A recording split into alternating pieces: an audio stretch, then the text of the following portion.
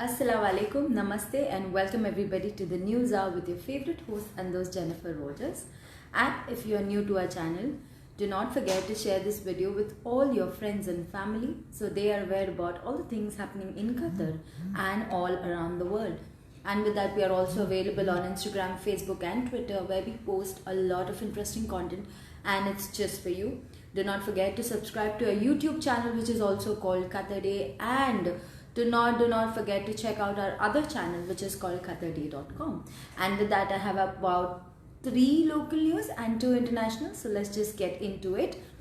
The first one being AFC Champions League final to be played in Doha. So yes, the AFC official announces Champions League's finals in Qatar on the 19th of December 2020. The Asian Football the Asian Football Federation, together with the Qatar Football Association, on Friday confirmed that Doha, Qatar is the venue of this year's AFC Champions League single leg final, which will be held on December 19th. Now, with the successful conclusion of the AFC Champions League in 2020 West in Qatar recently, as well as the upcoming preparations to host the East region matches next month, the AFC noted that the QFA meets all the necessary hosting capabilities and capacities and medical infrastructure to host the final of Asia's Premier League competition. Now, the COVID-19 pandemic has undoubtedly made the decision of the venue of this final more and more complex, particularly in the certain areas for time of travel and the health restrictions. In addition to the numerous restrictions that AFC also wanted to protect the important principles of sporting fair play, this will be unlike the previous years and one-off final. We therefore need to ensure that there was no unfair advantages on one team or the other, the AFC General Secretary said in a statement. Now, the safety and the well-being of all the participants, all the participating clubs, as well as the protection of all stakeholders have been crucial to the AFC's. So we must thank the Qatar Football Association and the Qatar local authorities and the ministers of putting in place the necessary health measures and effective medical procedures and protocols. Now with this, let me get to the second local update of the day, which is the UN praises Qatar's role in implementing 2030 Sustainable Development Plan. So the United Nations Office on Drugs and Crime praises Friday the state of Qatar's role in achieving the 2030 Sustainable Development Plan, especially through its generous contribution in the fields of integrity for the judiciary, education, protecting youth from crimes. Now, this came in the report presented to the 11th meeting of the committee following up with the implementation of the Doha Declaration.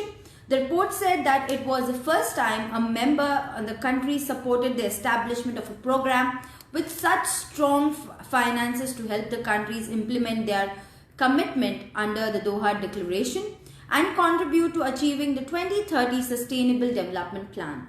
Now, the committee held its meeting in Vienna, chaired by His Excellency, advisor to the Ministry of Interior, Major General Dr. Abdul Almal, and the membership of His Excellency Secretary General of the Ministry of Foreign Affairs, and so on, a lot of important people out there. Now, Almal said during the meeting that the declaration stressed on the importance of the basic education in preventing crime and enhancing the rule of law. His Excellency stressed that the state of Qatar is committed to serving peace and development around the world by combating organized crime, terrorism and corruption.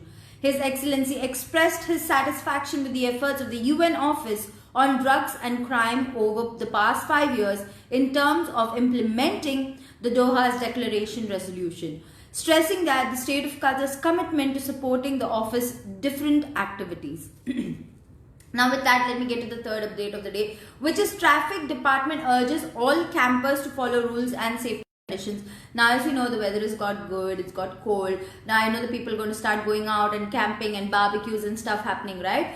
But there are certain rules and regulations that the Traffic Department has urged for all the campers to follow with the safety conditions, right? So I'm just going to read them out to you. Meanwhile, in the General Directorate, Ministry of Interior has now think that it will show zero tolerance with regards to any irregularity of the specifications regarding campings and caravans. Now, the winter camping season every year poses a major challenge to the General Directorate of Traffic in terms of making campers adhere to the traffic safety measures to contain the number of traffic accidents. Just a minute. Okay. The violations normally are such like driving motorcycles and cars without driving license by minor. Also, the caravans and trailers are frequently taken to camping site without following the safety requirements are among violating the usual that causes accidents. Okay. Now, the traffic department has urged all the campers to the rules and safety conditions of camping, especially the ones related to transportation of caravans to the winter campsites. In the same time, the General Secretary of Ministry of Interior said that it will show zero tolerance with any irregularities or violations to set the specification set by the Ministry of Interior. On its Twitter account, the department has set safety requirements for caravans, including that the minimum width is 2.60 meters with its load. Okay, first of all. Then the maximum length is 3.5 meters for one axis and the minimum length is 2 axis and 5 meters. Okay. Now for the height of the caravan, the department said that the maximum height has to be 4.20 meters with load. Now the safety requirement also includes the necessity to provide backlighting that works with the trailers in addition to providing a fire extinguisher.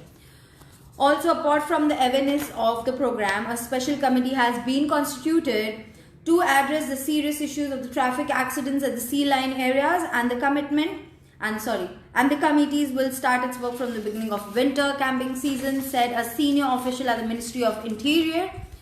The registration process of winter camping season 2020-21 begins on October 11. Now with this, let me get to the international bit of the day, which is Calroc Capital. The guy Murari Lal Jalan wins the Air India bidding. So as you know, I'm saying Air India. Why am I saying Air India? Jet Airways bidding. So as you know that Jet Airways has been not working for quite some time and it was out for auction, and now there's a guy called Murari Lal Jalan, and I'm going to tell you about this guy. He's won the bid for Jet Airways now, and let me just give you a little bit more depth about it. Now, giving a fresh boost to the airlines, Calroc captain Murari Lal Jalan has won the bid of the Jet Airways. Now, the constitution has got the majority of votes pulled by the leaders or the lenders. In a statement released on Saturdays, the airline said that the e-voting of the same ended on Saturday, and the plan Murari Lal Jalan and the Florian Frist was approved, giving a fresh boost to the airlines.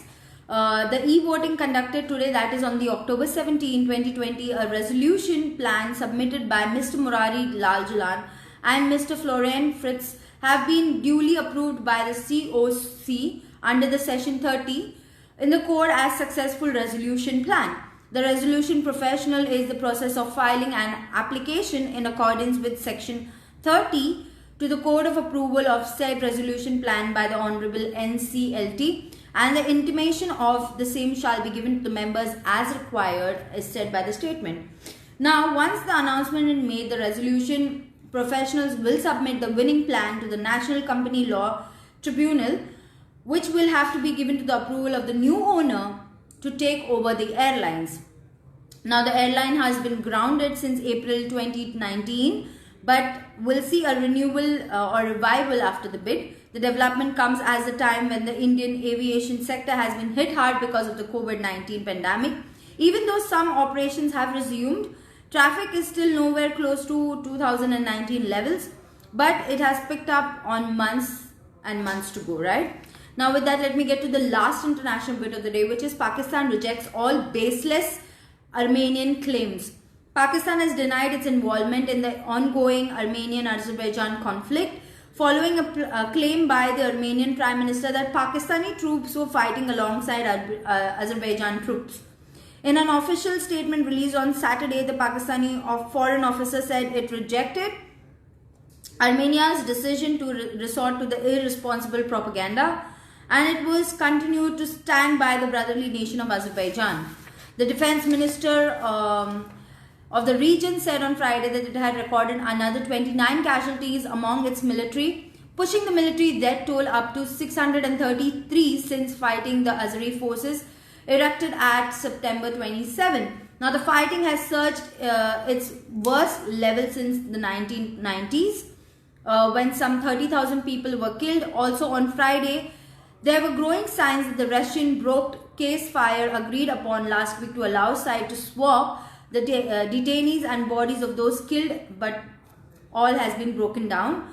The international recognized the past of Azerbaijan, most populated and governed by the ethnic Armenians. So with this, I'm done with all the updates for today. Thank you so much for logging on to Qatar Day. Keep loving, keep supporting. Keep watching Qatar Day, the pulse of the nation. Me, your host, and those Jennifer Rogers, and I'll see you guys tomorrow, same time, same place. Until then, remember to look after yourself. As I always say, it's very important that you stay healthy, you eat healthy, and you live healthy. And I'll see you guys tomorrow. Khuda Hafiz.